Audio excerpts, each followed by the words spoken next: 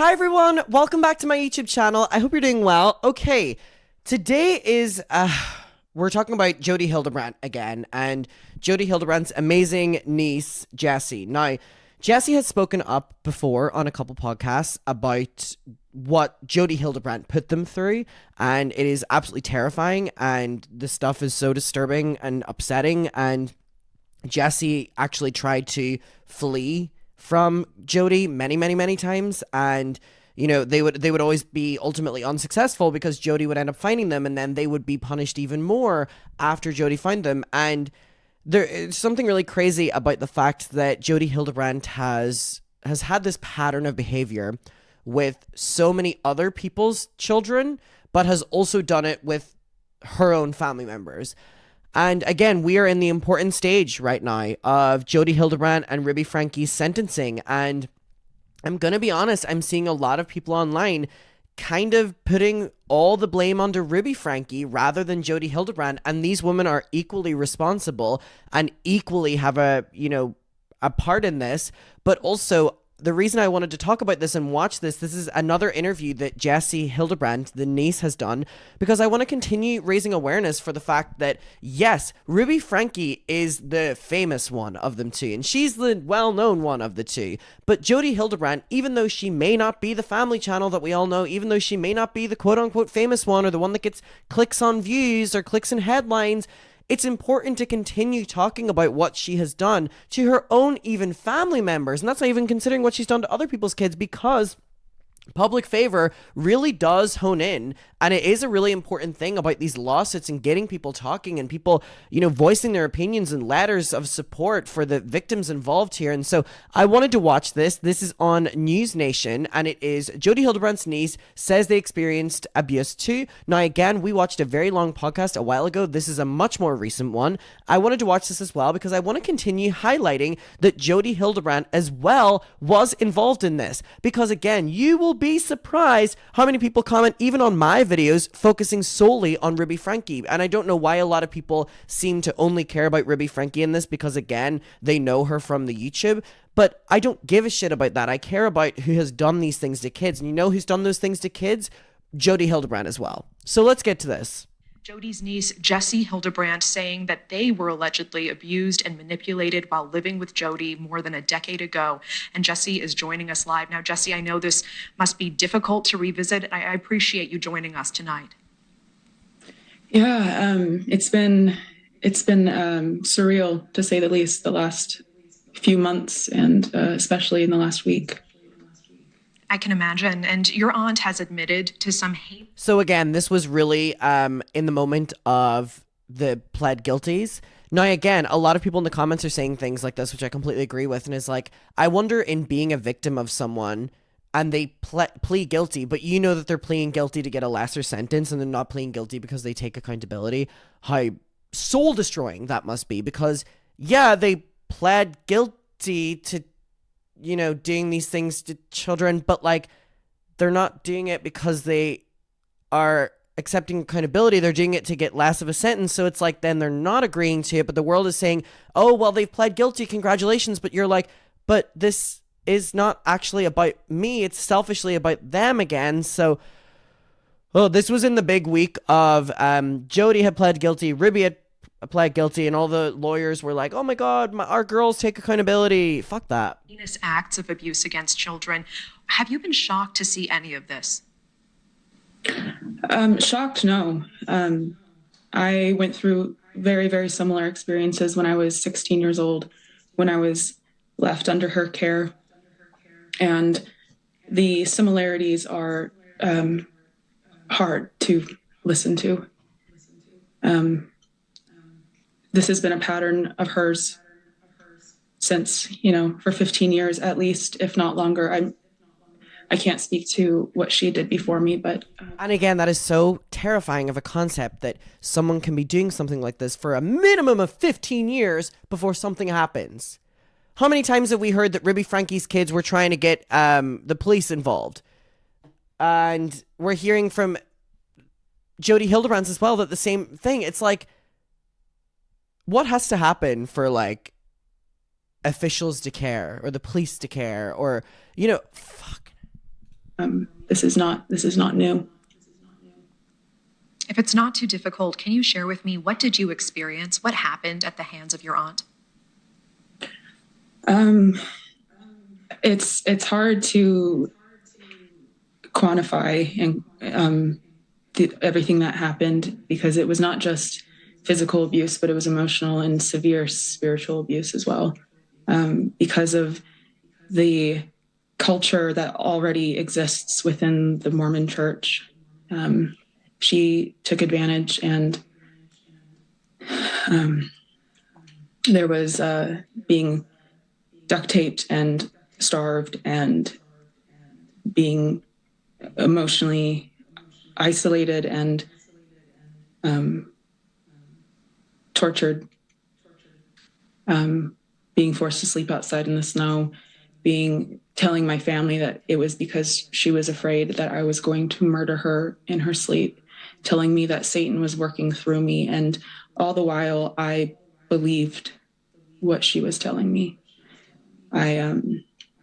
She believed then, and I'm certain she believes now, that this delusional idea that God is literally working through her, and that she used this idea, and she believed that she had these dreams to rationalize all of the mistreatment that she put me through.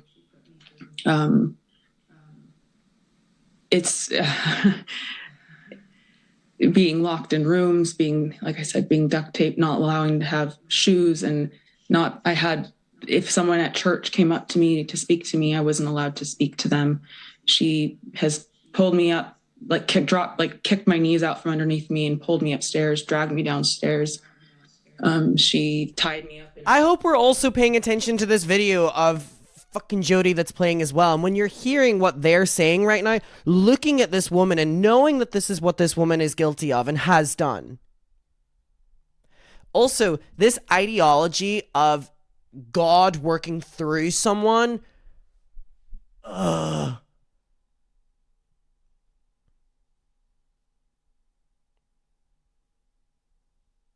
it's a mental illness. It's so deranged.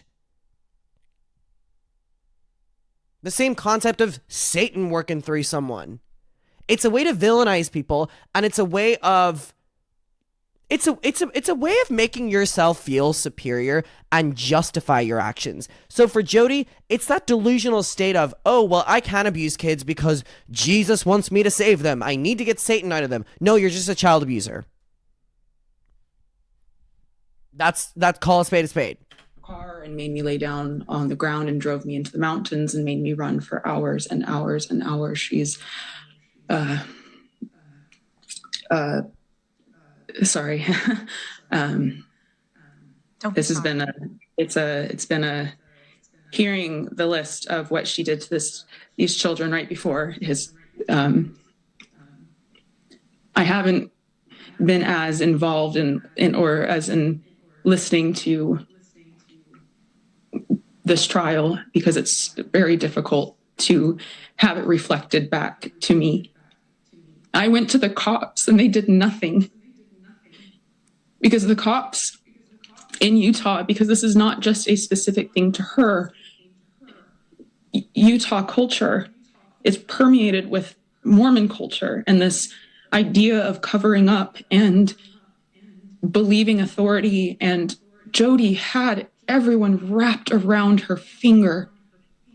And that's also such an important thing as well that happens with these superiors, specifically within the church, or in Mormon. It's in culture. It's building connections and then utilizing that. So then we have one of the more powerful people in the community being the one that actually does all this kind of stuff. But don't worry. If any of the victims were to speak out, sure, the officials in the town love Jodi, sure, the teachers love Jodi, sure, the other people, the pastors, the parents, everyone is wrapped around Jodi's finger, like they just said. So someone like that has to be clever. So while they can be deranged and while they can be mentally ill, which clearly Jodi is, that doesn't take away from the fact that they can be very, very, and are very, very intelligent in certain ways, that they know how to get away with it, and they know how to use people, and they know how to build this like army of indestructibleness around them, where if anything was to start falling apart, well, she already has everyone on her side, and it's evil. It's just so fucking evil.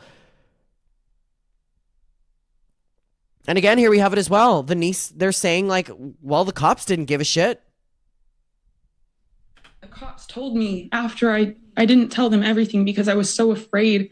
Jodi had me believe that I was just ruining everyone's lives, that I ruined everyone's lives that I touched, that I came in contact with, that if anyone was my friend, if anyone loved me, if anyone felt sorry for me, that it was because I was manipulating them, that I was this masterful manipulator.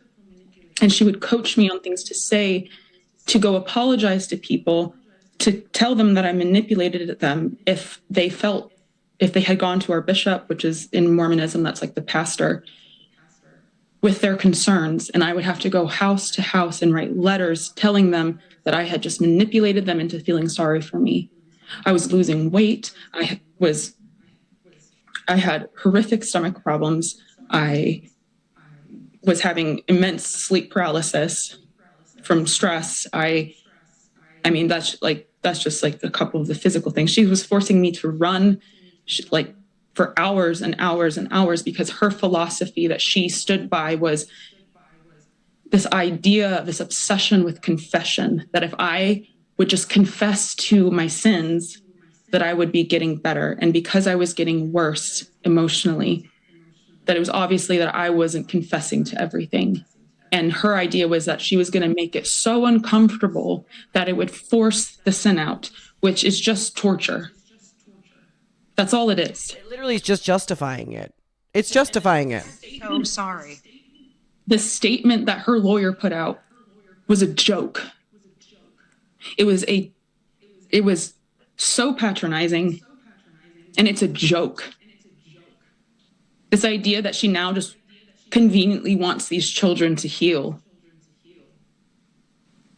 Jodi is, I don't think, okay, to say what Ruby has said, that Jodi has manipulated her and everything. Ruby is complicit and responsible for her children, and I do not want to take that away. And Jodi is one of the most powerful people I've ever experienced in my entire life. And I dare say she's probably one of the most powerful people that anyone could experience. She's so good at seeing exactly where your weakness is and exploiting it and twisting it and manipulating it. So I believe she did do that. Yeah, so Jesse, I do want to ask, Frankie blames your aunt for isolating her, for corrupting her morality. Again, and I also just don't understand, or I can't even comprehend how Jesse would feel when you're reading an attorney letter that is so condescending, that is basically like, oh, well, after having time to reflect, Jodi realizes that, it's best for her to take a step away and plead guilty, and then the children can start to heal. It's this bullshit fake accountability to get out of accountability. That's what it is. It's to glorify this, oh, I've learned, I've healed, when in reality, we know, and the people that have faced this action from her know, that it's a bunch of balls. And that's why I just hope that the courts really, really, really do this case well. Do this case well. Do you believe that? Do you believe those claims? I can't speak to how deeply that goes, because I know that Ruby has been in the public eye with her YouTube channel for a very long time. And I would say that the way that she is, from what I understand and what I've seen, the way that she has handled her children has been concerning for a while. So I don't think that she's still responsible for the choices that she made. And I think both things can be true. I think Jodi has a lot of influence and a lot of power that people cannot understand unless they've experienced it. And I can completely agree and sympathize, but if you're abusing your kids, then I think you're a horrible person as well. So I think that Ruby and Jodi are one and the same. And don't you worry, we're going to be getting to Ruby Frankie's journal entries, by the way. I'm working on it. They're just very long, but like you'll see. He's very good Jesse, at isolating and manipulating. I hear you, and I don't mean to interrupt. I do want to ask, if you could address Jodi directly, what would you say to her?